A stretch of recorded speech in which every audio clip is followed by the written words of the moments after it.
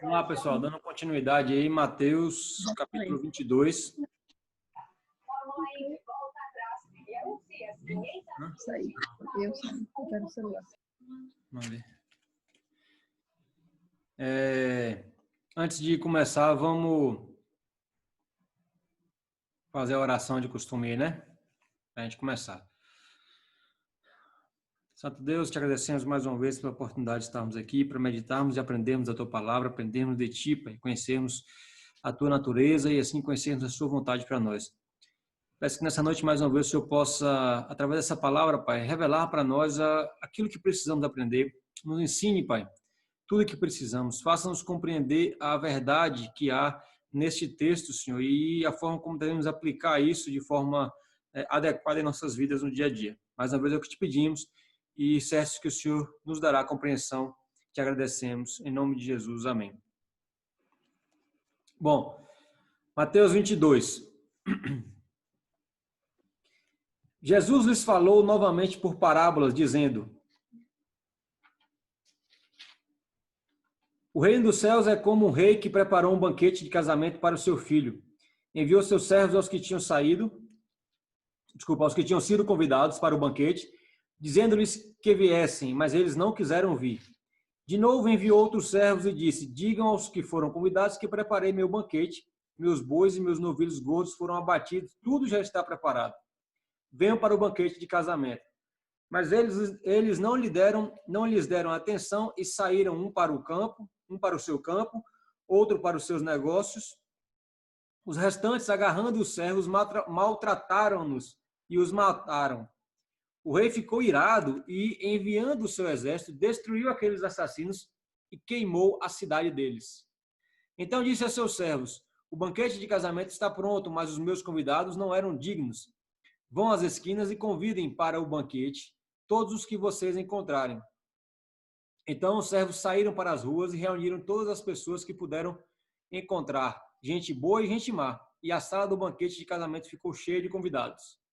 Mas quando o rei entrou para ver os convidados, notou ali um homem que não estava usando veste nupcial. E lhe perguntou: Amigo, como você entrou aqui sem veste nupcial? O homem emudeceu. Então o rei disse aos que serviam: Amarrem-lhe as mãos e os pés e lancem-no para fora, nas trevas. Ali haverá choro e ranger de dentes, pois muitos são chamados, mas poucos são escolhidos. Entenderam essa parábola aí, não? Entendi na base, né? João, parabéns, velho. Fiquei sabendo, falei com você ainda. Jogou duro, viu?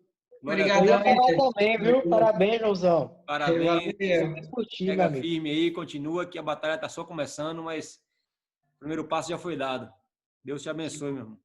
Amém, graças a Deus. Obrigado, Obrigado, Ian. É nóis, bro. Bom, então, antes de falar da parábola aqui, é preciso que a gente entenda o contexto, né? A festa de casamento seria quando Jesus voltar? E aí, quem não tiver as vestes reais. As ou pessoas as não ouvem o vestes... que você fala, não, de longe assim. Eu entendi que a festa do casamento seria quando Jesus voltar, que nós somos a noiva, que precisamos estar com as vestes limpas para a chegada do noivo, as vestes de casamento, e quem não estiver com as vestes adequadas não participaria das bodas do Cordeiro. Vamos lá, vamos detalhar um pouco mais isso aí. Décio. Oi. Só contando uma história aqui, não sei se isso é certo, mas quando eu cortava o cabelo, o cara cortava meu cabelo, ele era evangélico, antes mesmo de eu começar a namorar com o Lívia e tudo mais. E às vezes, por curiosidade, eu perguntava as coisas para ele, ele ia me explicando muitas coisas. Aí eu lembro até hoje de uma vez que ele me falou sobre a questão do batismo. Aí eu não sei se se encaixa isso, porque ele falou que a questão do batismo é com uma pessoa que entra numa corrida e ganha a corrida. Mas se ela não tiver inscrita, não tem como ela receber o prêmio no final. E aí ele fala que o batismo seria a inscrição para você participar da corrida, os céus, alguma coisa assim, não que seja por mérito. Mas aí eu pensei se tem alguma coisa a ver de você tem que estar com o Espírito Santo e tal para entrar nesse banquete, não sei. O que ele falou para você, eu não sei se eu concordo muito, porque talvez, não sei se esse foi o objetivo dele, mas o que eu entendi foi ele dizer que, ainda que o cara se converta e cresça, se ele não for batizado, ele não pode ser salvo. Isto é, se alguém, num leito de hospital, verdadeiramente aceitar a Cristo como seu Salvador, se converter, se arrepender de tudo que ele fez na vida inteira e morrer naquele momento ali, se ele não foi batizado, ou seja, se ele não está inscrito, ele não poderia participar dessa corrida, como esse exemplo que ele citou. Eu particularmente não concordo com isso. Jesus não apresenta o batismo em nenhum momento como credencial para a salvação, no sentido de que o mergulho nas águas torne alguém literalmente apto e o não mergulhar nas águas impede que alguém seja salvo. Jesus apresenta o batismo como um passo importante da sua confissão de fé pública e da sua demonstração de decisão de um novo nascimento. Mas a salvação não depende daquele ato em si.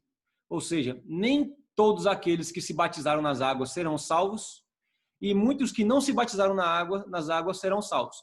Um exemplo claro disso é o ladrão da cruz. Né? O ladrão da cruz ele não creu em Jesus antes, ele não foi batizado, ele creu em Jesus na hora da morte. E Jesus afirma que ele foi para o paraíso mesmo. Então, nas palavras do cara que você falou aí, ele não se inscreveu na corrida, mas ele recebeu o prêmio gratuito, né, que Deus nos dá. Aqui tem um pouco a ver do que você falou com o Espírito Santo, mas vamos esmiuçar um pouquinho aqui para a gente compreender. Antes de começar a entrar na parábola mesmo, vamos entrar aqui. O texto nos dá a dica aí no começo. Jesus lhes falou novamente por parábolas, dizendo, assim começa o capítulo na minha versão aqui. Ou seja, Jesus falou novamente em parábola. Então vamos lembrar da semana passada o que tinha acontecido. Jesus, depois da sua entrada na cidade e tal, ele foi no templo, purificou o templo, que eles estavam lá fazendo bagunça no templo. Então, lembra que os fariseus questionaram a autoridade de Jesus, perguntando a Jesus de onde é que tinha vindo aquela autoridade que ele fazia aquelas coisas, em nome de quem ele estava fazendo aquilo, etc. E esse exemplo até que Jesus não respondeu, porque eles não sabiam responder de onde estava vindo a autoridade com a qual João batizava. E aí, depois desse fato aí, Jesus contou para eles duas parábolas. Aquela parábola dos dois filhos, que um disse que ia trabalhar no campo e não foi, o outro disse que não ia, mas depois foi. E Jesus perguntou quem é que estava fazendo a vontade do Pai. E depois Jesus contou a parábola dos lavradores, né? Aquela dos lavradores que arrendaram a terra e depois queriam tomar para eles a vinha, que não era deles, era arrendada, ao recusar-se a dar o que era de direito do dono da terra. E por esse motivo eles foram destruídos, né, pelo dono da terra. E aí foi quando Jesus falou que muitos, né, explicando um pouco do que ele tinha dito antes, muitos primeiros serão últimos e muitos últimos serão os primeiros. Então, essas parábolas que Jesus contou, previamente, que a gente discutiu na semana passada, são parábolas acerca dos mestres da lei, dos fariseus, que estavam ali o tempo inteiro tentando confrontar Jesus, não crendo nele como Senhor, como Messias, simplesmente querendo afrontá-lo em todo momento, colocá-lo à prova. E essas duas parábolas tinham sido contadas nesse contexto, depois que Jesus tinha tido a sua autoridade questionada. Então, Jesus continua fazendo a mesma coisa nesse capítulo 22. Jesus vai começar contando mais uma parábola com o mesmo objetivo, que é mostrar para os fariseus que a fé que eles têm não é uma fé genuína, não é uma fé madura, não é uma fé adequada. Eles não creram em Cristo como Salvador, como Jesus tinha apontado nas parábolas anteriores. Muito embora, no final aí, verso 45 do capítulo 21 diz assim: quando os chefes dos sacerdotes e os fariseus ouviram as parábolas de Jesus, compreenderam que ele falava a respeito deles. Ou seja, apesar de já terem compreendido as parábolas de Jesus como a respeito deles, continuavam sem crer, continuavam com o coração duro, continuavam querendo pegar Jesus de alguma forma, como a gente vai ver daqui a pouco no texto. Então, nesse contexto, Jesus começa mais uma parábola. E nessa parábola, ele vai falar a parábola do banquete do casamento. Ele vai dizer assim: o reino dos céus é como um rei que preparou um banquete para o seu filho, ou um banquete para o casamento do seu filho. Aqui, só essa parte aqui, um rei que prepara um banquete de casamento para o seu filho, já nos dá muita dica acerca do que Jesus quer falar com essa parábola. Nós sabemos que a Bíblia apresenta Jesus e a igreja como noivos.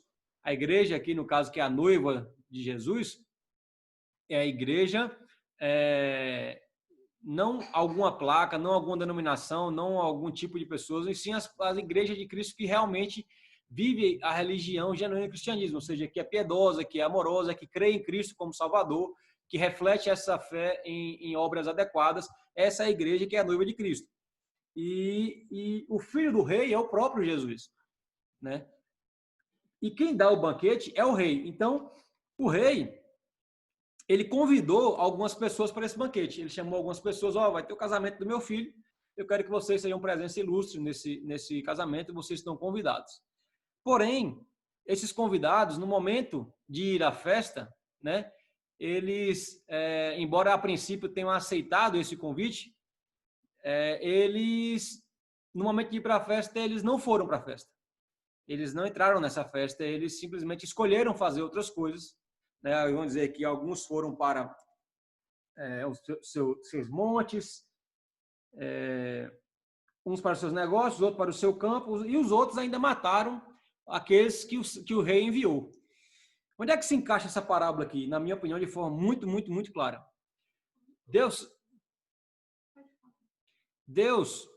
chamou Abraão em um momento da história de Israel, né, lá no início, fez com Abraão uma aliança e, por consequência, com toda a sua descendência, que seria a nação de Israel, né, derivada ali da descendência de Abraão. E, ao fazer isso, Deus se apresentou como Deus e o povo se apresentou como povo, de forma que o povo falou, não, beleza, nós seremos o seu povo. Lá no Êxodo capítulo 19, ao longo dessa história aí, o povo diz assim, faremos tudo quanto o Senhor disser, ou da forma como o Senhor disser. Ou seja, beleza, nós aceitamos o convite para essas bodas aí, para esse banquete de casamento do seu filho, nós aceitamos o convite. Aí o rei foi preparar o casamento e na hora que estava tudo pronto, na hora que o casamento estava, o novilho já estava preparado aqui, como ele falou, os bois, os novilhos, os gozos foram abatidos, está tudo preparado, está tudo pronto. Na hora do casamento, aí esses convidados que tinham dito que iam para o casamento, tinham a princípio aceitado o convite, disseram assim, não, a gente não vai não.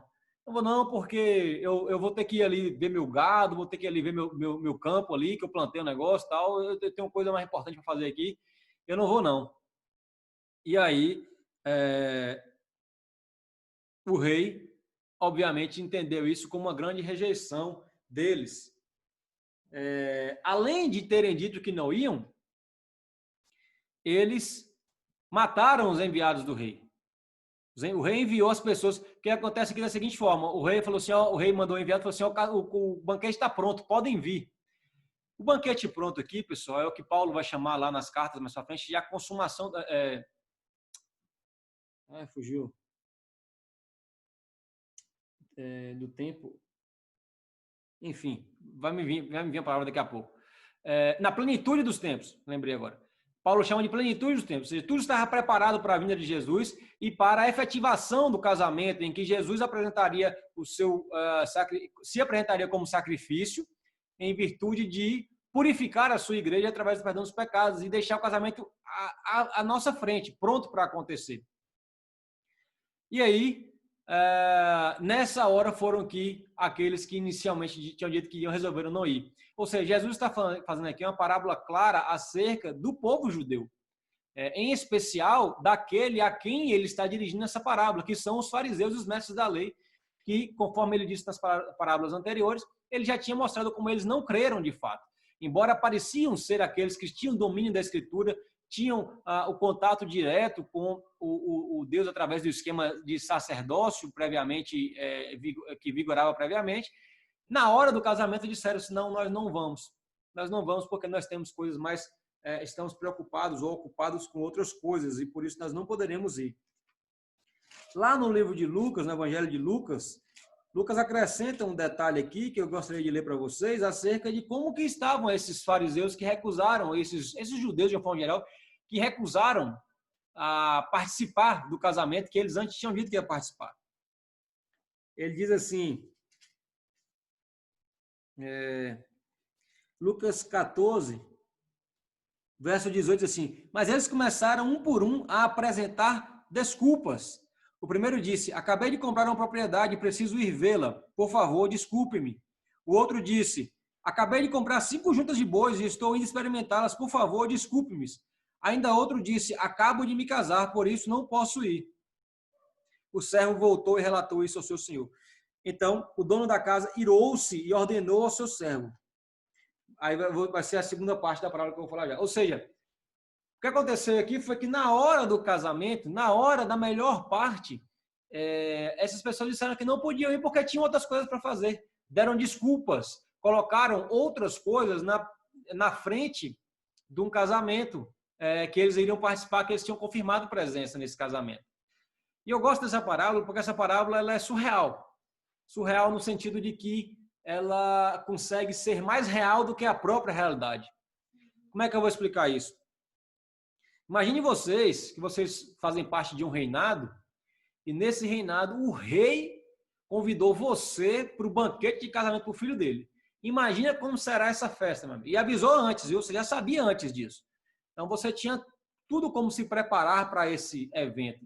Imagine o casamento do filho do rei, do palácio real, né? Ou seja, comida da boa, bebida da melhor, a situação, meu Deus, não ia faltar nada, um casamento que ia ser top, assim, tudo de bom e de melhor para você ter naquele casamento lá, sem nenhum tipo nada contado, não tinha medida para nada, tudo sobrando, tudo de uma forma, assim, me fugiu a palavra normalmente que eu queria dizer, mas tipo assim, sobrando, tudo sobrando, nada ia faltar, nada ia ser contado naquele casamento. E é o casamento do filho do rei. Quem é que em sã consciência iria recusar um convite desse? Para ir ver uma terra que ele comprou. Será que ele não podia ver a terra em outro momento? Então, assim, na realidade, se a gente fosse pensar, as pessoas não recusariam um convite desse. Era uma honra para qualquer pessoa participar do casamento do filho do rei. Entretanto, o que aconteceu aqui foi que as pessoas recusaram esse. Ou seja, embora na realidade parece que isso não aconteceria, na realidade da realidade, ou seja, acima da realidade, é exatamente assim que acontece. Porque se a gente fizer uma analogia exata, embora a parábola fale sobre o banquete de casamento, ou seja, como se fosse uma festa com comida e bebida, e que esse fosse o prazer dessa festa, é parábola por isso, porque não se refere a isso, se refere a uma festa em que haverá o casamento do cordeiro com a sua noiva, na presença do rei, e nesse momento se iniciará uma festa em que não haverá medidas, não haverá limites para as bênçãos ou para a alegria de Deus sobre nossas vidas. É isso que Jesus nos promete após a ressurreição, após a aliança firmada, após o casamento consumado do noivo com a noiva. É um cerimonial eterno e contínuo, somente com coisas boas para nós. E ainda assim, essas pessoas que a princípio sabiam de como seria essa festa, recusam isso. Ou seja, embora não pareça real, é muito mais do que real. É acima da realidade, no meu entendimento, a verdade dessa parábola. Então, o que Jesus está dizendo aqui para mim, para você, para cada um que lê esse texto aqui, é o seguinte: meu amigo, eu estou te convidando para um banquete espiritual sem medidas. Não haverá limites para o que eu tenho para oferecer, para o que o meu Pai, o Rei, o Criador de todas as coisas, tem para oferecer nesse banquete. Você é convidado de honra. Até quando você vai ficar dando desculpas para participar desse banquete? Até quando você vai se preparar, vai inventar desculpas ao invés de se preparar para ser a noiva desse banquete? Até quando você vai dizer que tem outras coisas para fazer? Até quando você vai dar prioridade para outras coisas na sua vida, ao invés de se preparar para esse banquete? É isso que Jesus está perguntando para mim e para você, para cada um que está ouvindo aqui. Porque é isso que a gente tem feito muitas vezes. A gente tem priorizado as coisas deste mundo, priorizado as coisas desta vida, dizendo para Jesus que a gente não vai para a festa, não vai para o banquete, porque eu tenho outra coisa para fazer. Eu não vou participar desse reino dos céus, justiça, paz e alegria do Espírito Santo. Não vou participar desse reino dos céus porque eu estou ocupado com outra coisa, eu tenho outras coisas para fazer, eu preciso trabalhar, eu preciso estudar para a escola, eu preciso arrumar minha casa, beleza, todas as coisas precisam ser feitas assim, mas há tempo para você fazer isso e se preparar para ser noiva de Cristo. E a Bíblia diz que primeiro é o reino dos céus, né? E as coisas serão acrescentadas. Exatamente, então Jesus está dizendo, até quando você vai buscar as demais coisas que lhe seriam acrescentadas sem ir deixando de lado o reino dos céus? Essa é a pergunta que Jesus faz para nós aqui. E ao mesmo tempo que Jesus nos faz essa pergunta com essa parábola, ele também nos anuncia o desfecho de quem age dessa forma no momento do casamento. Quando o casamento for ser consumado, e Jesus perceber que os seus convidados não foram dignos, e aqueles que receberam este convite aqui, a palavra, a princípio pareceram crer, mas não foram dignos, essas pessoas serão lançadas para fora da festa. Elas não participarão, na verdade, nem entrarão na festa. E a consequência que Jesus diz aqui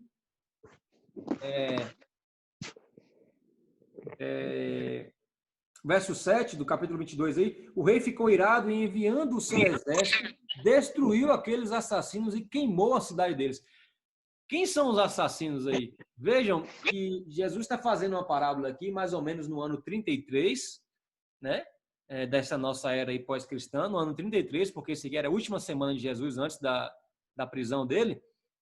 No ano 33 ele está dizendo assim, olha, essas pessoas que recusaram o convite do rei, que insultaram o rei dessa forma, se rebelando contra ele, né? E além do mais, mataram os seus enviados, mataram os seus mensageiros, serão punidos, a cidade deles será queimada, eles serão destruídos. E o que foi que esse povo fez com João Batista? O que foi que esse povo fez com o próprio Jesus Cristo? Depois disso aí ainda, né? Ou seja, uma semana depois dessas palavras aí, mais ou menos, os caras fizeram isso, mas eles não perceberam o que Jesus estava falando. Fizeram isso com o filho do rei. Então, exatamente, fizeram com o filho do rei. E aí, o que há de acontecer com eles? O que haveria de acontecer com eles, segundo a parábola? Destruiu aqueles assassinos e queimou a cidade deles. E foi exatamente o que aconteceu. Exatamente o que aconteceu. Aí, cerca de 40 anos depois, no ano 70 depois de Cristo, aí, o Império Romano invadiu Jerusalém, destruiu a cidade deles, destruiu tudo, destruiu o templo, não ficou pedra sobre pedra, como a gente vai ver daqui a 2 semanas. Ou seja, exatamente da forma como Jesus falou, que Deus faria, que o rei faria com aqueles que insultaram o seu reinado, rejeitaram o seu reinado, rejeitaram a sua soberania, recusando um convite do rei para o casamento. Essas pessoas foram destruídas e a cidade deles também foi destruída.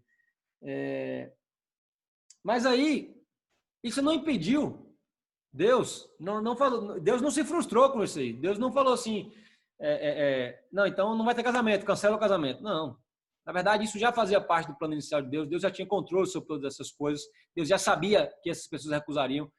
Deus já conhecia essas pessoas previamente e já havia determinado todas as coisas. Mas não vamos entrar nesse detalhe aqui hoje, não, para a gente não desviar do foco.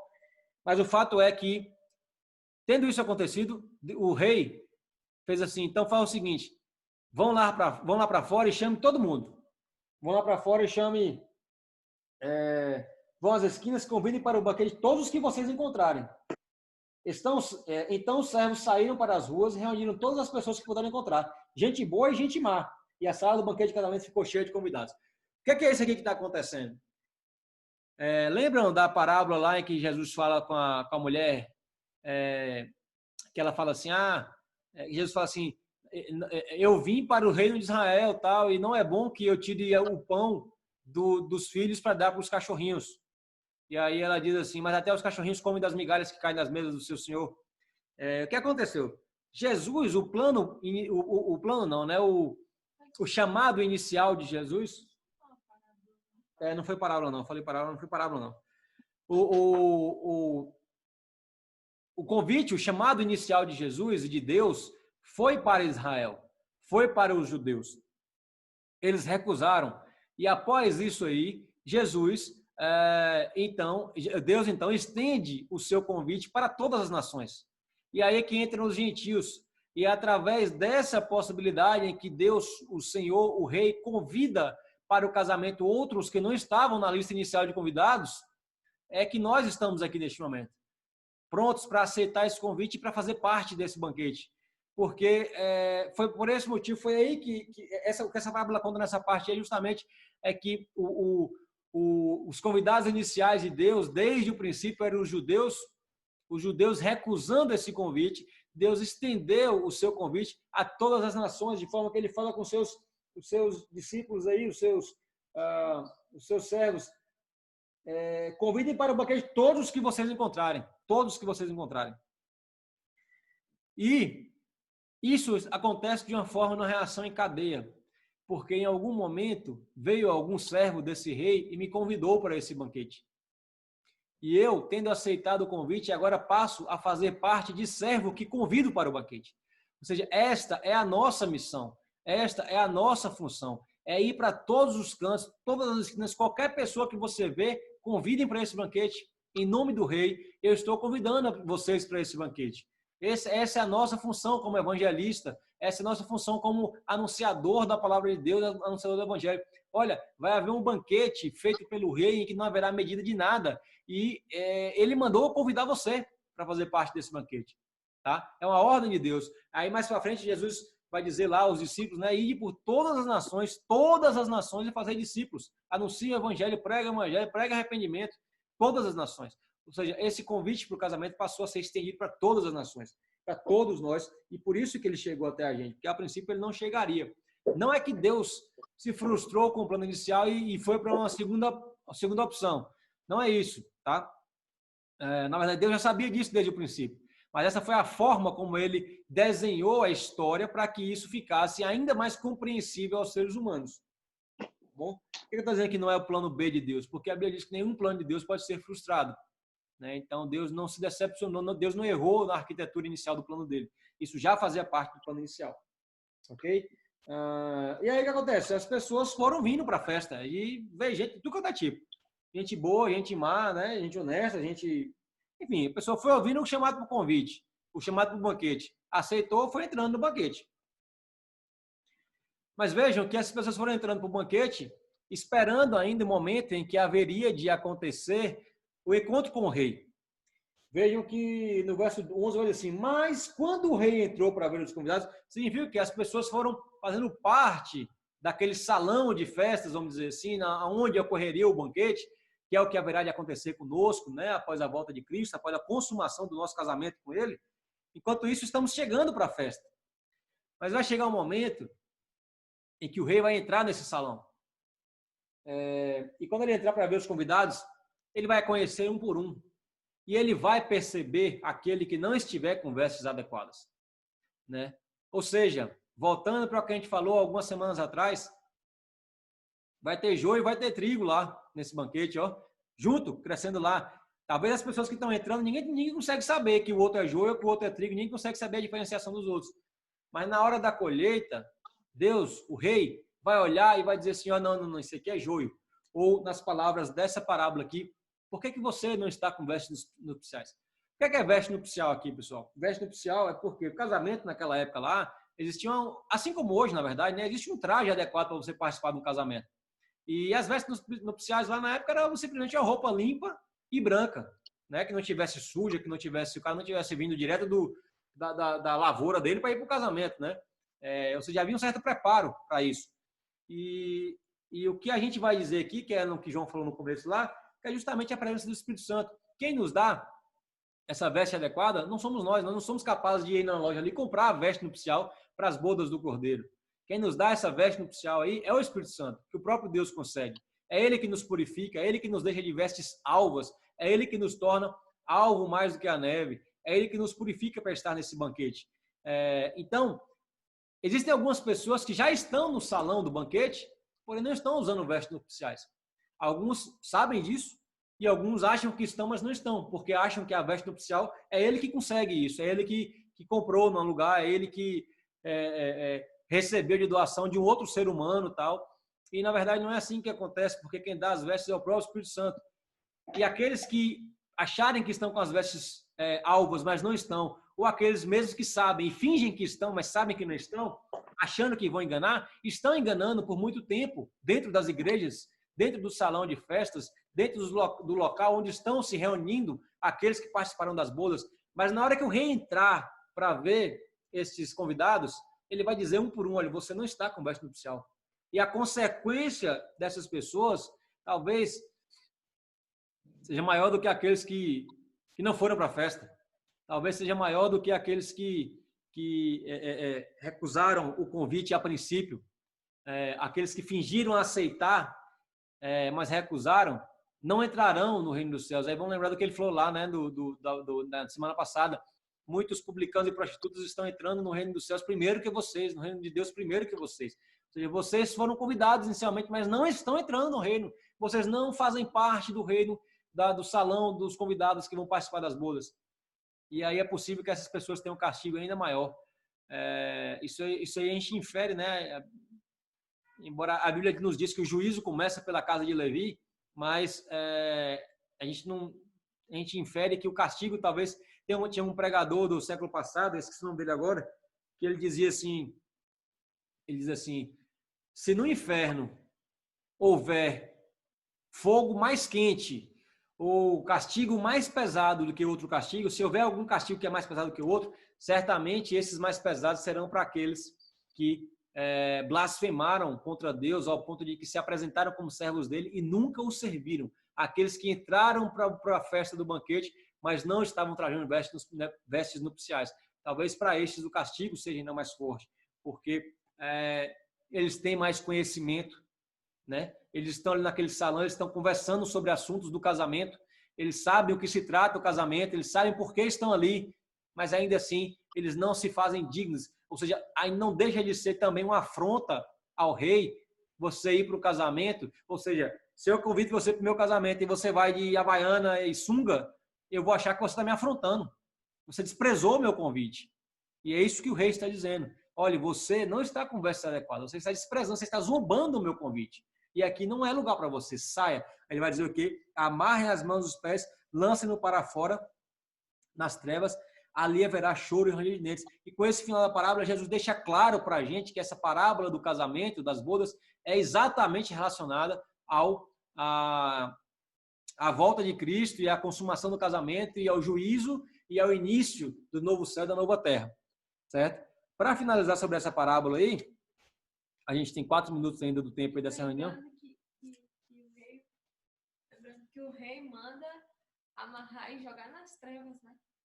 Pois é, então, exatamente isso. É como Jesus finaliza a parábola dizendo que isso exatamente está falando acerca do juízo, né? E do novo céu e da nova terra. Você falou aí que certamente que você terá mais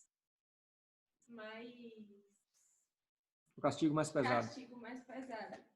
Então, amarrado, pé e mão, para ser levado nas trevas. Exatamente. Eu vou, só para finalizar essa parte dessa parábola aí, eu vou falar com vocês aqui, tem uma outra coisa que Lucas fala também, antes, ele conta a parábola, né? Mas antes da parábola, antes de contar essa parábola, Lucas nos conta que Jesus foi na casa de um fariseu e foi jantar na casa do fariseu. E aí, quando chegou na casa do fariseu, ele viu que alguns dos convidados para aquele banquete, não era um banquete de casamento, mas era um banquete, tinha uma mesa, né? E tinha os lugares da mesa que eram os lugares mais especiais. Talvez, sei lá, mais perto da comida, não sei. Aí, Jesus viu que algumas pessoas já foram tomando os lugares especiais da mesa, que Lucas chama de tomando lugares de honra na mesa. E aí, Jesus vira e fala assim, olhe, vocês, quando forem convidados para um banquete, não sentem na mesa no lugar de honra. Sentem nos lugares de menor honra. Porque se você sentar no lugar de honra, você corre o risco de aquele que te convidou para o banquete dizer para você assim, olha, mude de lugar. Não fique nesse lugar aí não, porque esse lugar é lugar de honra. Deixa eu ler exatamente como é que está aqui em Lucas aqui. Quando notou como os convidados escolhiam os lugares de honra à mesa, Jesus lhes contou esta parábola. Quando alguém o convidar para um banquete de casamento, não ocupe o lugar de honra, pois pode ser que tenha sido convidado alguém de maior honra do que você. Se for assim, aquele que convidou os dois virá e lhe dirá, dê o lugar para este. Então, humilhado, você precisará ocupar o lugar menos importante. Mas quando você for convidado, ocupe o lugar menos importante, de forma que, quando vier, aquele que o convidou, diga-lhe, amigo, passe para um lugar mais importante. Então você será honrado na presença de todos os convidados, pois todo o que se exalta será humilhado e o que se humilha será exaltado. Então, será que muitas pessoas, muitos de nós não estamos querendo entrar no banquete das bodas do Cordeiro, trazendo para nós a honra, querendo ocupar lugar de honra mais do que os outros?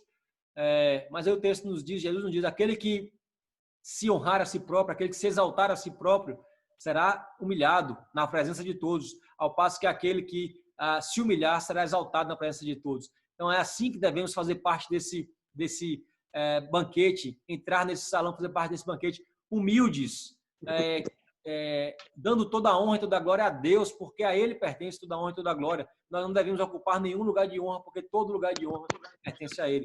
E na sequência ele diz assim, e disse ao que tinha convidado para o banquete: quando você der um banquete ou jantar, não convide seus amigos, irmãos ou parentes, nem seus vizinhos ricos. Se o fizer, eles poderão também, por sua vez, convidá-los. E assim você será recompensado. Mas quando der um banquete, convide os pobres, os aleijados, mancos e os cegos. Feliz será você, porque não tem como retribuir a sua recompensa, porque esses não têm como te retribuir.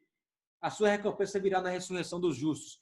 Ou seja, quando Jesus está falando assim, aqui Jesus está dizendo assim, não é que eu não posso convidar o banquete, é uma parábola, né? Não é que eu não posso fazer uma festa na minha casa, vai encerrar, pessoal, se encerrar eu continuo depois, tá?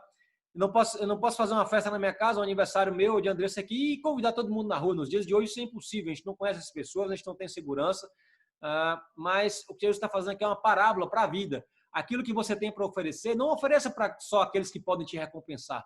Não faça o bem para aqueles que podem te fazer o bem de troca, não faça o bem para alguém visando o retorno que você vai ter, como alguém tendo possibilidade de te recompensar, e esse sendo o motivo, a motivação da sua ação. Faça para aqueles que não têm como te recompensar, porque assim você será bem-aventurado, porque Deus saberá que você está fazendo por amor, simplesmente por pureza de coração, por caridade, por piedade, e a sua recompensa não virá para este mundo, e sim na ressurreição dos justos, né?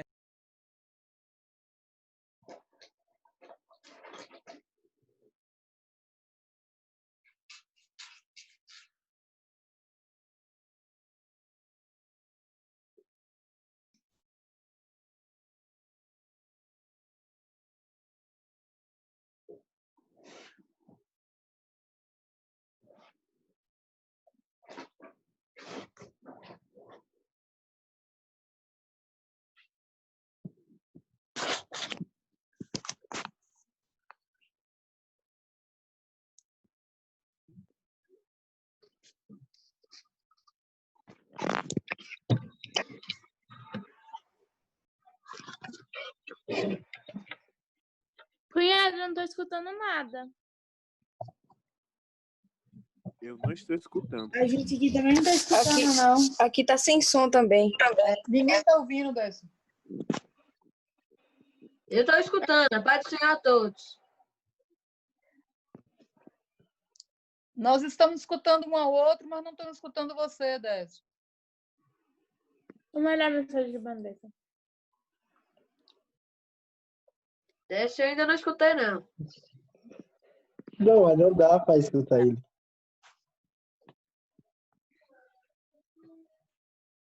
Olha lá, ele foi ler a mensagem. Não foi, não.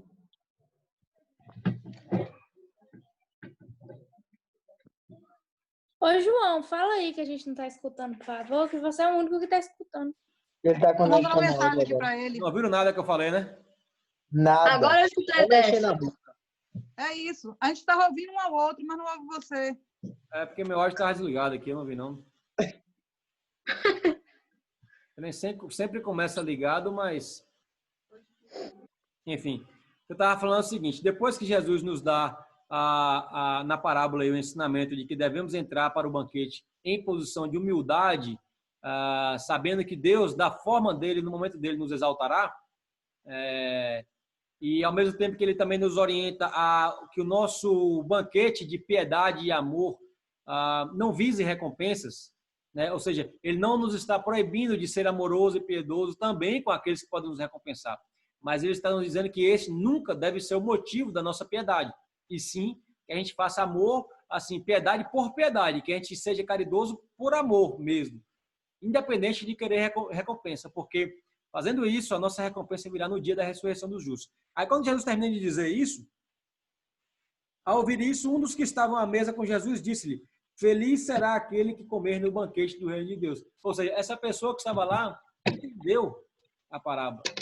Entendeu que a recompensa principal é comer no banquete do Senhor, né? entendeu que aquele que estiver ali, naquele banquete, nas bodas preparadas pelo rei para o casamento do seu filho, e que estiver com vestes nupciais, ou seja, esse será feliz, este é bem-aventurado, e este deve ser o alvo da nossa caminhada passageira aqui na terra. Certo? E aí foi a partir desse entendimento que Jesus foi e contou a parábola que nós acabamos de discutir. Algum comentário, algum questionamento, alguma opinião sobre essa parábola? Da minha parte, não. E também não.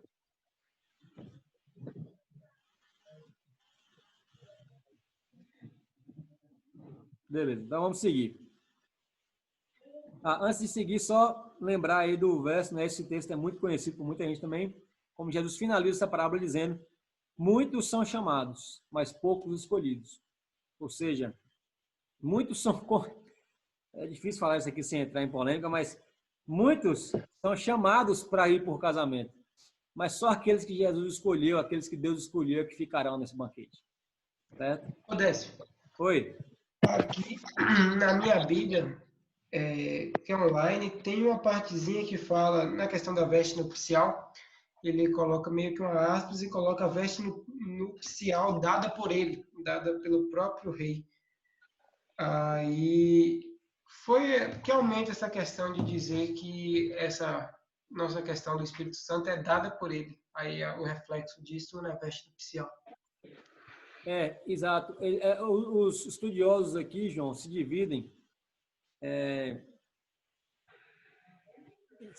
nas interpretações, mas sem dúvida uma das interpretações de fato é que essa veste nupcial era o próprio rei que dava. Por quê? Lembra que o rei mandou chamar todo mundo na rua, então o pessoal que estava, os mais simples na rua ali, que não estavam na lista inicial, que estavam lá largados lá na rua, lá, eles foram convidados. Então, o rei não poderia exigir que essas pessoas tivessem dinheiro para comprar uma roupa adequada, vamos dizer assim. Então, alguns dos estudiosos, e eu penso dessa forma, eu concordo com essa opinião da sua Bíblia aí, entende que essas vestes são dadas pelo próprio rei. É o próprio rei que concede as vestes. Como a gente falou no início, né? Essas vestes em nossas vidas, a nossa justificação e a nossa santificação é obra do Espírito Santo. Existe uma participação nossa em meditar na palavra, em conhecer quais são as características dessa veste nupcial para que a gente possa portá-la, né? Quando a gente, nas festas de hoje em dia, você recebe o convite, aí vem assim no convite, né? Observação, traje, esporte fino, traje, social, traje, esporte. Ou seja, é anunciado para aqueles convidados que roupa eles têm que vestir naquele dia. Da mesma forma, nesse nosso convite aqui, está escrito qual é a nossa veste que a gente tem que ter. Nossa veste é uma veste alva, uma veste pura, uma veste santa. Nós vamos buscar a nossa santificação. E quem nos concede a veste, diferente das festas de hoje em dia, que eu tenho que ir na loja comprar minha roupa, nesse banquete de casamento aqui, quem me concede as vestes nupciais adequadas é o próprio rei, através do Espírito Santo. Certo? Muito bom o seu comentário aí. Verso 15. Então os fariseus saíram e começaram a planejar um meio de enredá-lo em suas próprias palavras. Lembrando que tudo isso que a gente falou até agora aconteceu no contexto em que Jesus estava confrontando os fariseus, certo? Apresentando para eles a fé inadequada que eles tinham.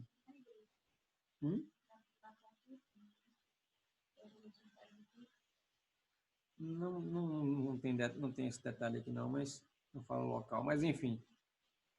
Aí então os fariseus saíram e começaram a planejar o meio de enredá-lo em suas próprias palavras. Os fariseus queriam pegar Jesus ali esperando que ele errasse alguma coisa, né?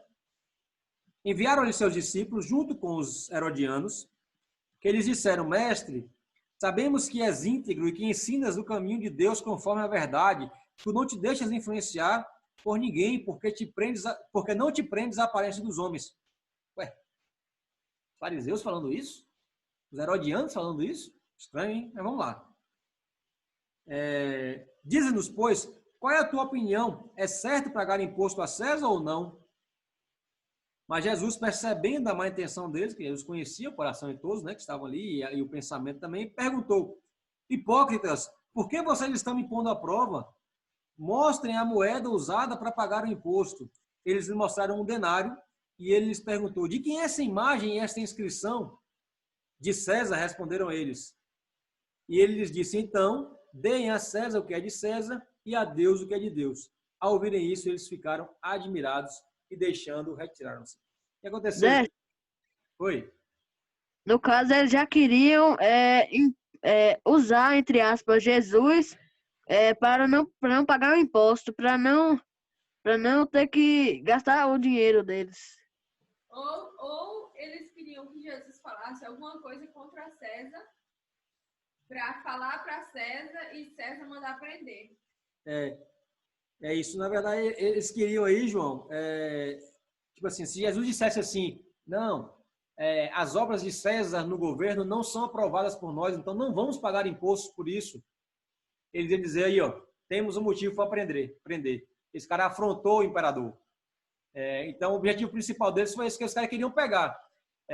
Mas, de alguma forma, talvez tinham em seu coração, né? Algumas pessoas talvez tinham também o interesse de tentar respaldar o não pagamento de imposto, né? Mas o objetivo principal, eu creio que seria justamente tentar induzir Jesus ao erro de dizer que não tinha que pagar imposto, porque isso era passível de punição pelo rei. Isso sim era passível de punição. Aí Lucas vai nos dizer lá, capítulo 20, verso 20, dizendo quem eram essas pessoas que perguntaram isso. Por isso que eu falei assim, estranhos fariseus e os herodianos dizerem que Jesus não se atentava para a aparência do homem, que falava do coração, né? Eles não criam em Jesus. Por que eles estavam dizendo isso? Lucas, verso 20, capítulo 20, diz assim: pondo-se a vigiá-lo, os fariseus, pondo-se a vigiar Jesus, mandaram espiões que se fingiam de justos para apanhar Jesus em alguma coisa que ele dissesse, de forma que pudesse entregar o poder e a autoridade do governador. Ou seja, justamente isso, queriam que Jesus, em alguma palavra, cometesse algum crime para prendê-lo. Ou seja, esses fariseus que estavam ao lado de Jesus, que ouviram todas essas palavras, em nenhum momento eles tinham interesse de aprender ou de seguir a Cristo. Eles só tinham interesse de colocar Jesus em dificuldade, afrontar Jesus, tentar induzir Jesus ao erro e assim desmascará-lo como mentiroso, ou nesse momento aqui agora, mais do que isso, queriam arranjar um crime para poder prendê-lo, apresentá-lo ao imperador. Até porque Jesus ia de encontro a tudo que eles falavam, né? Que as pessoas seguiam ele e agora não estavam mais acreditando neles e sim seguindo Jesus. O que eles estavam fazendo era a parábola das vinhas lá, né? Eles estavam querendo tomar para si todos os lucros da vinha. Eles não estavam gostando de dar o lucro para o filho do dono da vinha, né? Eles estavam se apossando da honra que era devida somente ao filho da vinha e ao dono da vinha. Ao dono da vinha, ao filho do dono da vinha.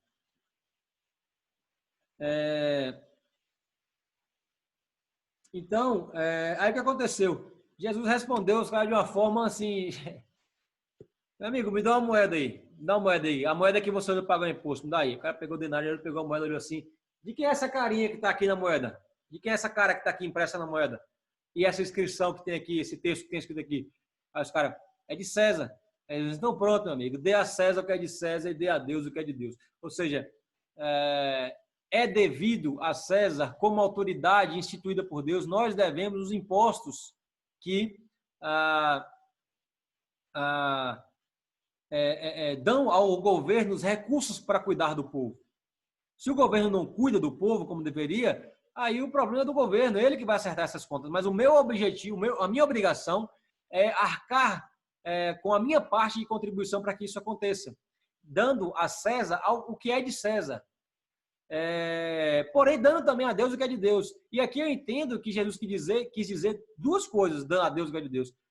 Dar a Deus a honra que é devida a Ele, a minha servidão a Ele, o meu coração a Ele, a minha gratidão a Ele pela salvação, e também, financeiramente falando, dando a Ele o que é dele, para que também, da mesma forma, a sua manutenção do reino dele através da igreja, que nesta era depende de finanças, receba o que é devido dessa parte. Ou seja, também acho, né, assim, é a opinião minha pessoal, que embutido nesse texto, Jesus também está falando sobre as finanças de dar, as finanças em termos de dízimos e ofertas, respaldando mais uma vez a necessidade de contribuição dos fiéis com a casa de Deus, para que haja manutenção na casa de Deus e haja a possibilidade de executar a verdadeira religião, de fazer a verdadeira religião, que é cuidar dos mais necessitados. Tá? Então Jesus respondeu dessa forma. E diante dessa resposta, os caras fizeram o que, rapaz? Não tenho o que dizer com esse cara não, velho. E não conseguiram apanhá-lo em nenhuma palavra diante do povo. Admirados com a sua resposta, ficaram em silêncio. Jesus deixou os caras calados. Jesus deixou os fariseus falando, eu vou perguntar mais o que para esse cara aí? Não tenho o que dizer. As respostas de Jesus eram tão contundentes, e tão coerentes, e tão firmes, e tão autoritárias, e tão majestosas, que os caras não tinham o que falar mais. Né? Assim, depois eles tentavam algumas vezes ainda, mas vocês vão ver que vai chegar uma hora que os caras não tem mais o que fazer. Vamos simplesmente prender esse cara. A gente não tem como colocá-lo à prova, vamos simplesmente prendê-lo e matá-lo. E fizeram assim porque assim estava determinado desde o início, né, para que Jesus na cruz pagasse por nossos pecados. Dúvidas aí sobre essa parte do imposto, não? Que eram fariseus infiltrados, fingindo-se de justos, mas que não enganaram a Jesus e que queriam somente colocar Jesus à prova, mas mais uma vez receberam de Jesus uma resposta pancada, em que não havia nenhuma possibilidade de erro de ser encontrado. Aí, na sequência disso, o que aconteceu? Verso 27. Alguns dos saduceus, aí Mateus diz a cara... eu estou em Lucas, peraí, desculpa. Deixa eu voltar lá para Mateus.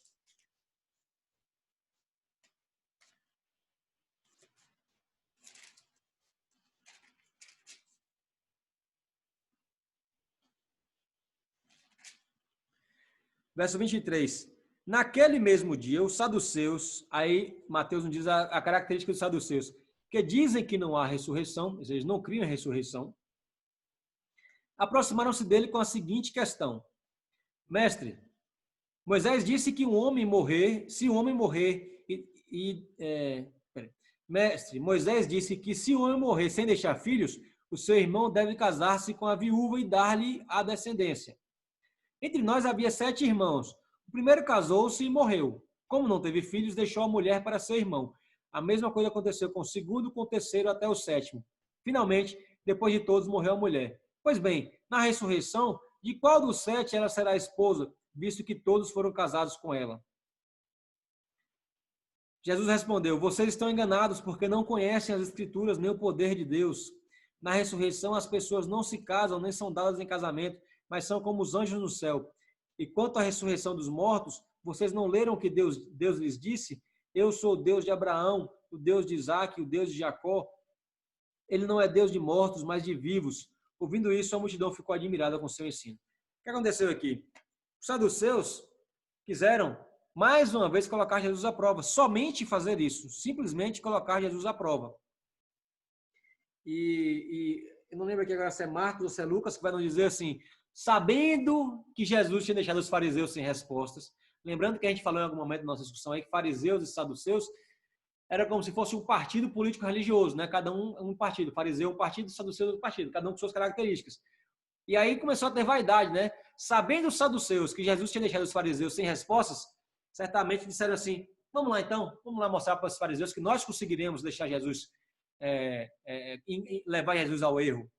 E aí, sabendo disso, eles chegaram lá e aí falaram: ô Jesus, sobre essa ressurreição aí, Moisés falou que se o cara casar e morrer antes de ter filho, o irmão dele tem que casar com a esposa para dar filho.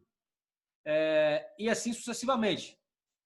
E aí, como você fala que tem ressurreição? No caso da ressurreição, como é que vai ser? Quem é que vai ser esposa? A mulher vai ser esposa de quem deles? Porque se casou com 7. O objetivo dos caras era fazer Jesus ir contra, de alguma forma, a lei de Moisés. Por quê? Você imagina aí, se Jesus dissesse assim: não, aí nesse caso aí, a mulher vai ser esposa do primeiro que ela casou. Imagina, os caras: não, então essa lei de Moisés tem nada a ver, meu amigo, isso aí tá tudo errado.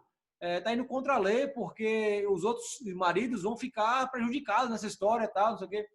Então, queriam mais uma vez colocar Jesus numa situação difícil, que ele desse uma resposta difícil, que levasse a ele a afrontar os próprios judeus e ser rejeitado pelo povo com um motivo específico. Mas Jesus respondeu, não, meu irmão, vocês não estão entendendo nada. Vocês não entenderam nada. Na ressurreição, aí Jesus vai dizer assim, nesta era, na era presente, os homens se casam, se dão em casamento, as pessoas se casam e se dão em casamento. É assim que acontece. Mas, na era vindoura, no momento da ressurreição, no início, na inauguração do novo céu e da nova terra, não será assim. Ele vai dizer que os homens não se casam, nem se dão em casamento, pois são como os anjos. E aí lá em Lucas, ele vai acrescentar uma coisa ainda mais interessante. Eles não se casam, não se dão em casamento e não morrem, porque são como anjos. Ou seja, Jesus está dizendo aqui que o meu casamento com a Andressa é para esta vida. É para esta vida. Quando a gente não quer, isso não quer dizer que a gente não vai conhecer os nossos quando estiverem lá. A gente não vai conhecer os nossos entes queridos que morreram antes de nós. Tanto que Paulo vai dizer lá aos Tessalonicenses, essa era uma dúvida que angustiava o coração dos Tessalonicenses, e Paulo diz assim, olha, não estejam enganados quanto aos que dormem, porque nós não precederemos eles. Eles ressuscitarão primeiro para subirem ao céu junto conosco. Isso nos dá a entender que conheceremos as pessoas lá. Porém, não teremos a questão do casamento da carne, porque estaremos casados com Cristo. Estamos falando disso. Esse momento se dará após o nosso casamento como igreja com Cristo. O casamento será outro. Não haverá outro casamento. Isso não quer dizer que não haverá amor, que não haverá conhecimento e tal, mas que o casamento, como vemos nessa era aqui, não será daquela forma. Então, nós não teremos esse tipo de ligação com alguma pessoa. Nossa ligação será com o próprio Pai. Nossa ligação será com Cristo. O casamento que nós temos para esta vida é para esta vida. Lá, o casamento será outro, eterno, com Cristo, com o noivo, com o cordeiro. Esse será o nosso casamento. E nesse momento, se você estiver pensando assim, não, mas eu queria tanto que o meu casamento valesse para lá, no caso, casamento não, né? Quem casado aqui só tem eu, Andressa, minha mãe, e deixa minha mãe aqui. Mas tem aí quem namora, etc., ou quem quer ter um casamento e quer. Se você estiver pensando que o seu namoro, que vai virar casamento, ou que o seu casamento está tão triste porque não vai ser assim, a gente tem que ter cuidado, porque nós não devemos nos apegar nas coisas para esta vida. Este casamento é para esta vida. O casamento com o Cordeiro será muito melhor, muito melhor. Por melhor que seja o seu namoro, o seu casamento, o seu relacionamento, o casamento com o Cordeiro será estupidamente superior, de forma que a gente não nem se atentará para esse casamento dessa vida, tá?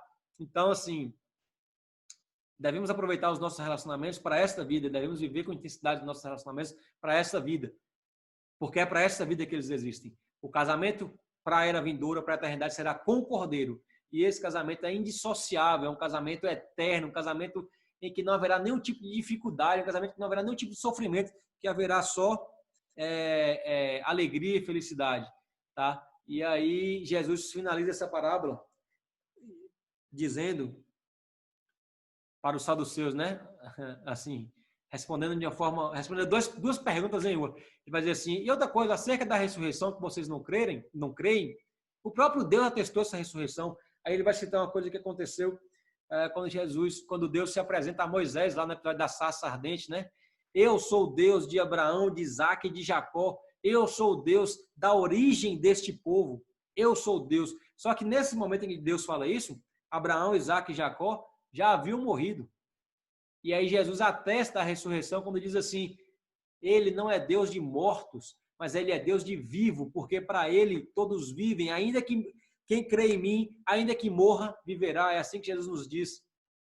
Ou seja, a sua descendência, a igreja de Cristo, ainda que morre, viverá, está viva na eternidade com Cristo. Ou seja, a ressurreição é algo real. E aí aqueles que estiveram lá no dia que nós falamos sobre sobre a carta de Judas, Judas diz assim, olha, se não há ressurreição, não faz sentido. Se não há ressurreição, então comamos e bebamos porque morreremos. Né? Então vamos aproveitar essa vida. Não, mas há ressurreição. O principal vai vir após a ressurreição. A ressurreição é real. E só assim a vida que nós levamos neste mundo faz sentido. Porque ela é um caminho, ela é um traslado, ela é uma coisa passageira que nos conduz ao momento mais importante, que é o momento da eternidade, onde não haverá mais morte, onde não haverá sofrimento, onde não haverá nenhum tipo de dor. Haverá somente alegria e bondade da parte de Deus, visto que estaremos casados com o Cordeiro, gloriosos como Ele, revestidos de glória como eles, imaculados, puros e justificados pelo teu sangue, onde não haverá mais a presença do pecado naquele momento. Meu amigo, eu preciso imaginar essa situação. Não tem como o cara não se alegrar e não ter uma paz absurda no coração, sabendo que isso é o que nos espera quando nos apresentamos nesse banquete com vestes nupciais, convidados pelo próprio rei para fazer parte disso, recebendo de graça, sem nenhum merecimento, essa vida eterna. Beleza? Ouvindo isso, a multidão ficou admirada com o seu ensino. E aqui, acho que Marcos vai dizer que eles param de fazer perguntas, Mateus vai dizer um pouco mais para frente, que a gente vai dizer já que eles, percebendo que não tem mais como pegar Jesus aí no contrapé, simplesmente param de fazer perguntas. Alguma dúvida sobre essa parábola da ressurreição? Essa parábola não, perdão, essa explicação sobre a ressurreição? Algum questionamento? Não. Então vamos seguir. Verso 34, estamos perto do fim já aí. Ao ouvirem dizer que Jesus havia deixado os saduceus sem resposta, na verdade eu me confundi, né? É nessa parte agora que eles falam que os saduceus ficaram sem resposta. E aí os fariseus agora, que tinham ficado sabendo que os saduceus não tiveram o que responder, ficaram calados, foram lá. Os fariseus se reuniram. Um deles, perito na lei, o pôs à prova com esta pergunta: Mestre, qual é o maior mandamento da lei? Ou seja, o cara era perito na lei, o cara falou assim: eu sou bom de lei, meu amigo. Eu vou pegar para esse cara e perguntar qual das leis é o maior, qual dos mandamentos é o maior. Perguntou para Jesus, no intuito de tentar encontrar em Jesus um erro. Porque se um perito da lei chega para o imperador e diz assim: ó, esse cara está ensinando coisas erradas sobre a lei de Moisés, ele precisa ser preso. Se ele fizesse isso, ele tinha respaldo para prender Jesus. Então ele foi lá perguntar a Jesus com esse objetivo. Aí Jesus respondeu: ame o Senhor teu Deus de todo o seu coração, toda a sua alma e todo o seu entendimento. Este é o primeiro e maior mandamento. E o segundo é semelhante a ele, ou seja, é tão grande quanto, é tão importante quanto. Ame o seu próximo como a si mesmo. Destes 2 mandamentos depende toda a lei dos profetas. Ou seja, Jesus aqui resume os 10 mandamentos em 2. Os 4 primeiros se referem a amar a Deus sobre todas as coisas. E os 6 últimos se referem a amar o seu próximo como a ti mesmo. Esses mandamentos, embora o primeiro seja o maior e mais importante, o segundo é semelhante a ele. Ou seja, ter piedade e amor com o seu próximo, amar o seu próximo como a ti mesmo, é tão importante, é semelhantemente importante amar a Deus sobre todas as coisas. Mas quando eu amo a Deus sobre todas as coisas, eu amo a Deus mais do que ao meu próprio semelhante. Mas eu não posso amar a mim mais do que o meu semelhante. Eu não posso fazer com o meu semelhante algo que eu não gostaria que fizesse comigo mesmo, senão eu estou amando a mim mais do que a ele. E isso, eu estou indo contra esse grande mandamento, que é semelhante ao mandamento de amar a Deus sobre todas as coisas. Portanto, ser piedoso e amoroso com o seu próximo é tão importante quanto, é semelhantemente importante a você amar a Deus. Na verdade, quando você ama o seu próximo com a ti mesmo, é uma representação inequívoca de que você ama a Deus, porque você só pode amar o seu próximo com a ti mesmo se você entender o amor de Deus e amá-lo acima de todas as coisas. Tá? E nós caímos no erro, às vezes, não amar o nosso próximo como a nós mesmos quando cometemos pecado, justamente porque, às vezes, falhamos no nosso amor para com Deus. Porque a nossa natureza é falha, a nossa carne é fraca, é tendenciosa ao pecado. Mas à medida que nós buscamos a santificação contínua e diária, como o Pai é santo, nós aprenderemos desse amor, esse amor ágape, esse amor incondicional, esse amor que Deus tem por nós, independente dos nossos erros. Tá? E, portanto, nós aprendemos também, por consequência, a amar o nosso próximo como a nós mesmos, e aí estaremos praticando os 2 principais mandamentos que, na verdade, resumem todos os outros 10. Tá?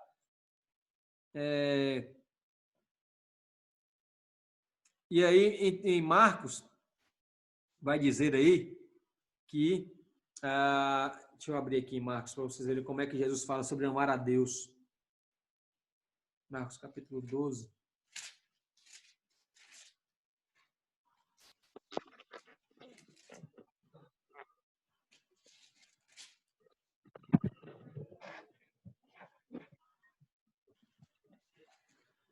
Jesus diz assim: o mais importante é este: ouve, ó Israel, o Senhor, o nosso Deus, o Senhor é o único Senhor. Ame o Senhor, seu Deus, de todo o seu coração, de toda a sua alma, de todo o seu entendimento e de todas as suas forças.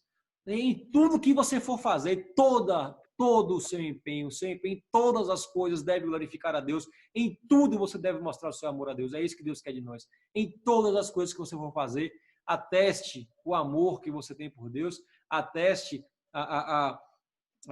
o seu entendimento de que Senhor, o nosso Deus é o único Senhor. Tá? E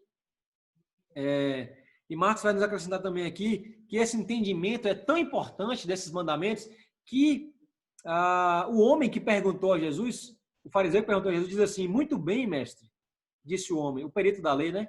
Está certo ao dizeres que Deus é o único e que não existe outro além dele. Amá-lo de todo o coração, de todo o entendimento e de todas as forças, e amar ao próximo como a si mesmo é mais importante do que todos os sacrifícios e ofertas.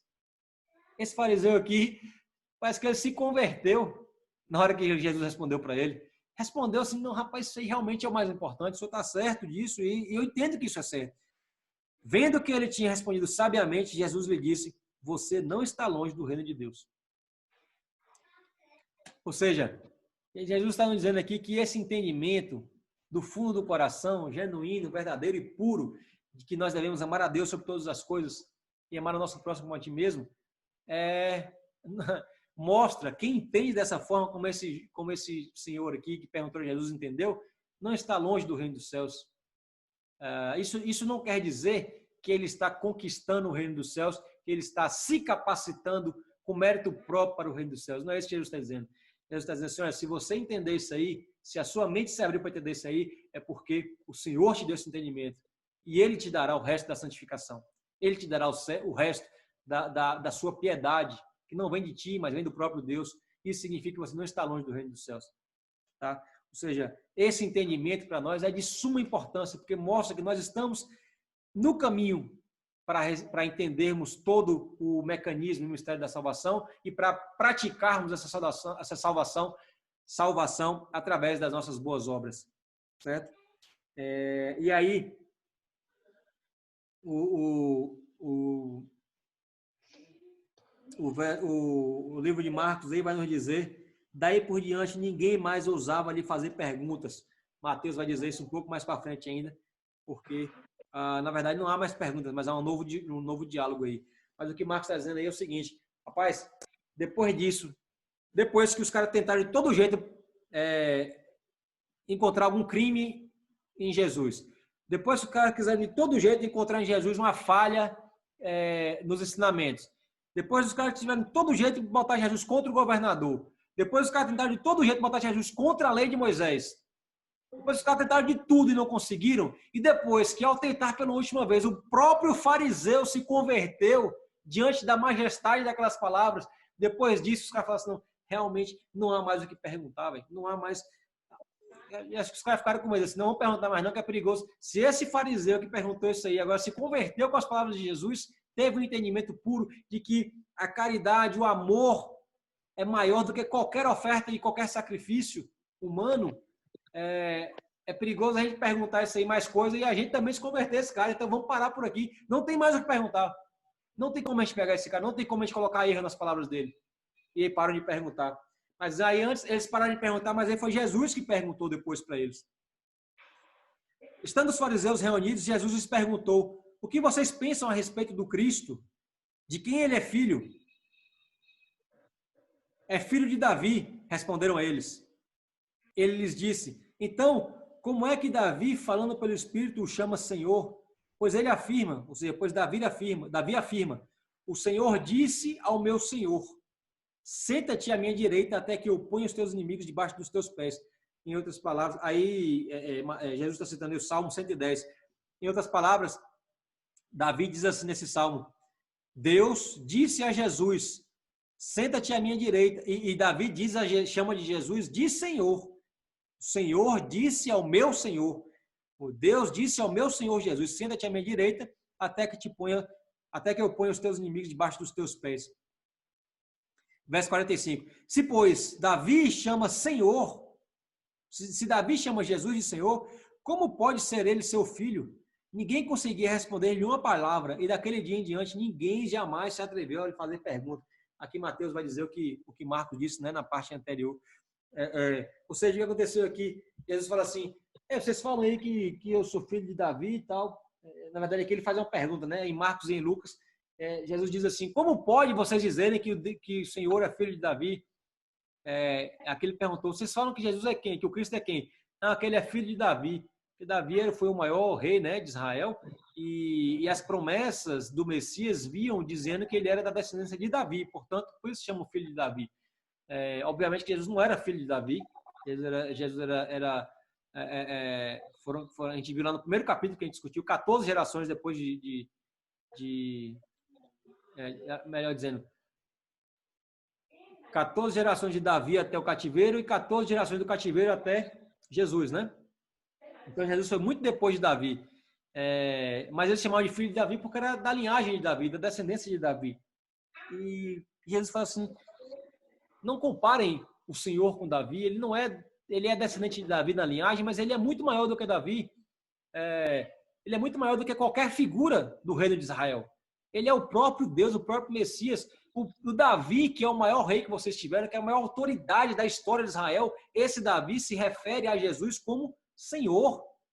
Ele se refere a Jesus como Senhor. Como é que pode, então, Jesus ser inferior a Davi? Jesus não é inferior a Davi, Jesus é acima de Davi, Jesus é acima de qualquer figura ou de qualquer representação do reino de Israel. Jesus é o Senhor. Porém, aqueles fariseus não creram nisso. Eles não creram nisso. E a gente vai ver mais para frente aí que eles vão planejar, logo depois, 2 dias depois disso aí, eles vão planejar contra Jesus e vão prendê-lo e vão apresentá-lo ao imperador e vão escolher crucificá-lo em detrimento de crucificar um criminoso, que era Barrabás, vão liberar o criminoso para crucificar Jesus, porque era o que eles mais queriam desde o princípio, e eles vão acabar fazendo isso, não porque eles venceram sobre Jesus, mas porque nisto se cumpre toda a profecia, nisso se cumpre tudo para acontecer para o nosso Salvador. E através desse cumprimento é que nós estamos aqui. Consciência da salvação, salvos, preparando-nos através do Espírito Santo para estar presente nesse banquete com vestes adequadas e para na consumação do casamento sermos a noiva do Cordeiro, entrarmos na eternidade casados com o Cordeiro, num casamento 100% feliz, sem qualquer dificuldade e 100% eterno. Temos que estar, pessoal, conscientes disso. Não podemos fazer como os primeiros convidados do banquete, ficar dando desculpas para não participar desse casamento, para não participar dessas bodas, para não participar dessa festa. Não podemos colocar outras coisas na frente desse casamento. Esta é a nossa prioridade. Gente, é um casamento que casamento do rei. O rei preparou o casamento do seu filho. Não vai faltar nada nesse casamento, nada de bom, não vai ter nenhuma dificuldade. Vai ter tudo em abundância, todas as coisas boas vão estar em abundância nesse casamento. E a gente não pode recusar esse convite. Até quando vamos dar desculpas? Inventar desculpas de ter que fazer uma coisa, ter que fazer outra, deste mundo, colocando essas coisas acima das coisas da eternidade, que devem ser o nosso foco. Temos que estar certos e conscientes e convictos de todo esse entendimento. E aí eu vou citar aqui uma coisa que minha Bíblia coloca com citações aqui. Charles Spurgeon, um dos maiores pregadores do século passado, acho que é século passado, agora me fugiu a memória qual é a data dele, mas Charles Spurgeon diz assim, esteja convicto daquilo em que você crê. Esteja convicto do que você crê. Do contrário, jamais poderá convencer alguém de que seu ponto de vista é correto. A gente tem que saber do que a gente está falando, a gente tem que estar naquele salão de festas esperando o rei entrar para dar início ao banquete, sabendo o que a gente está fazendo ali, apresentando vestes adequadas, consciente de todas as coisas, e a gente tem que convidar pessoas para estar ali, apresentando como vai ser isso, como é que funciona isso. A gente tem que estar convicto do que a gente crê, certo? Então, acho que deixa eu ver se tem alguma anotação a mais que eu fiz aqui para falar com vocês. A reunião vai encerrar, Décio. Isso aí. Já são 8h40 também. Alguma dúvida, alguma observação? Se tiver, aguarda só um segundinho que eu vou encerrar a reunião e abrir de novo, porque está acabando o tempo. Beleza. Vai para falar. Pode falar, João. Eu queria Se, tipo, na primeira reunião, no primeiro link que você mandar não aparecer, é porque meu celular esses dias foi atropelado e eu tô pedindo pra Emily ou ela me mandar os links da reunião. É o celular de minha mãe. Ah, tá. Beleza. Quebrou o celular, foi? Passou por cima do carro? Foi. Eita.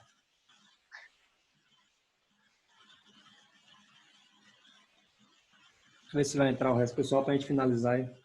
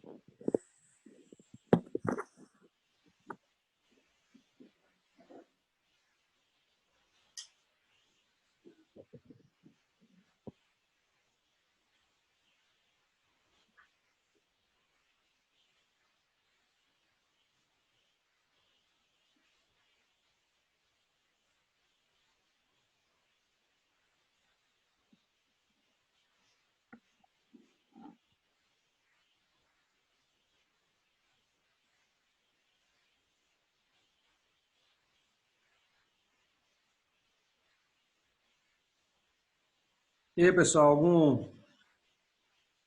algum comentário aí sobre o final? Pera aí, que tá faltando a Aninha ainda. Ah, beleza.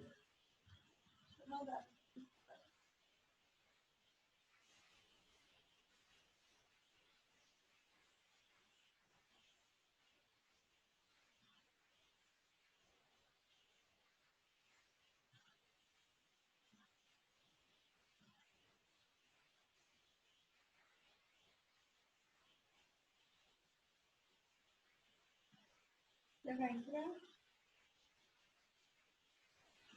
Uma reunião. Acabou. Falou. Tchau.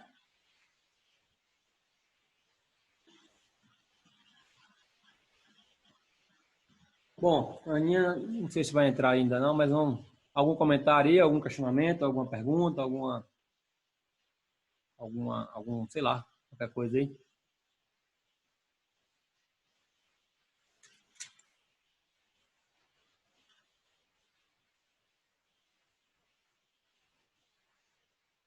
Estão ouvindo? Não, tá sem áudio. Ah, não, tá com áudio. Tudo tranquilo, Dex. Tá tranquilo. Então, beleza. Eu tô escutando, tudo beleza. Tá bom, então vamos finalizar. Agradecendo a Deus mais uma vez aí. Uma oração de sempre. Mãe, algum comentário? Você não falou nada hoje? Então tá. Deus, te agradecemos mais uma vez, Pai, pela oportunidade de aprendermos de Ti, Pai, por termos acesso a essa palavra e ela tem entrado em nosso coração, Senhor. Como é bom, Senhor, poder contemplar, Deus, as maravilhas, Deus, do Teu reino, como a majestade do nosso Senhor Jesus fica evidente ao estudarmos sobre Ele, ao aprendermos quem Ele é. E como isso traz um impacto positivo impressionante para as nossas vidas, Pai. Nos leva, Deus, a aumentar a nossa fé, nos leva a crer cada vez mais naquilo que o Senhor tem preparado para nós, no banquete que nos aguarda, Senhor. No momento em que pedimos, Pai, que o Senhor venha nos preparar para este banquete, Deus. Coloque em nós, Pai, as vestes adequadas para estar naquele dia, Senhor. Nós sabemos que em nós mesmos não há, Senhor, qualquer capacitação que nos faça merecer estar naquele banquete como convidado ou sequer, muito menos como noiva do Cordeiro, Senhor. Sabemos que não temos nada para oferecer que justifique a nossa presença nesse momento tão sublime e eterno que nos espera, Pai, como o Senhor nos promete. Por isso te pedimos que o Senhor possa, em nome de Jesus, através do Teu Espírito Santo, Pai, nos levar a um processo contínuo de santificação, implantando em nossos corações o desejo de te buscar e te adorar, Senhor, de conhecer a tua palavra, de meditar na tua palavra, Senhor, de fazer parte deste reino desde já, Pai. Como nós discutimos na Escola Bíblica Dominical na última semana, Pai, o teu reino já está em vigor, Senhor, em nossas vidas, e para nós é motivo de muita alegria poder fazer parte dele, Pai, mas pedimos que o Senhor nos ajude a estar neste reino. Não retires de nós o teu Espírito, Pai, assim como disse Davi no Salmo, Senhor. Coloque o teu Espírito sempre conosco, Pai, nos capacitando e nos santificando, Pai, para que possamos ser testemunhas, Deus, adequadas deste reino, Pai, do teu amor, e que através de nós, Pai, outras pessoas possam ser convidadas para estar também nesse banquete, Pai. Ó Deus, te agradecemos por ter nos incluído nessa promessa tão maravilhosa, Pai. E pedimos que o Senhor consolide cada vez mais esse entendimento em nossos corações, em nome de Jesus. Agradecemos por mais essa oportunidade, peço que o Senhor abençoe a vida de cada pessoa que participou dessa reunião, Senhor, e também daqueles que não puderam ou não quiseram participar.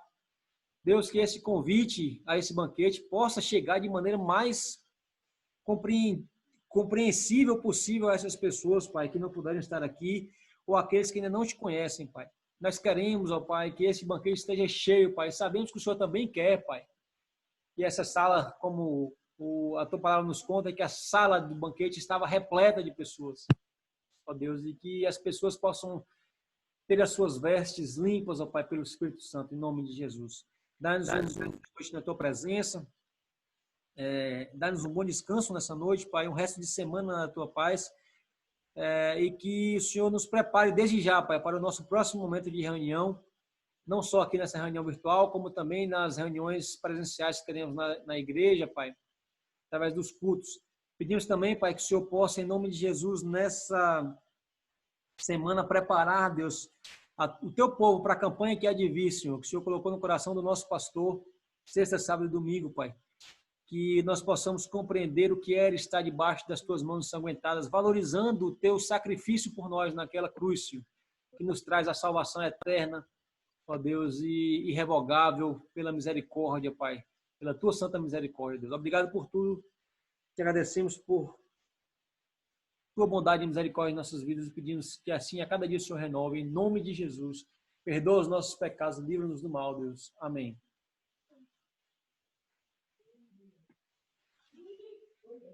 Beleza, galera? Obrigado a todos pela participação. Tchau, boa noite, a paz. Deus, boa noite a todos. Deus abençoe a todos. Boa noite, Boa noite, pai. paz do Senhor. Boa noite, paz. Até a próxima. Até a próxima. Obrigadão, Décio.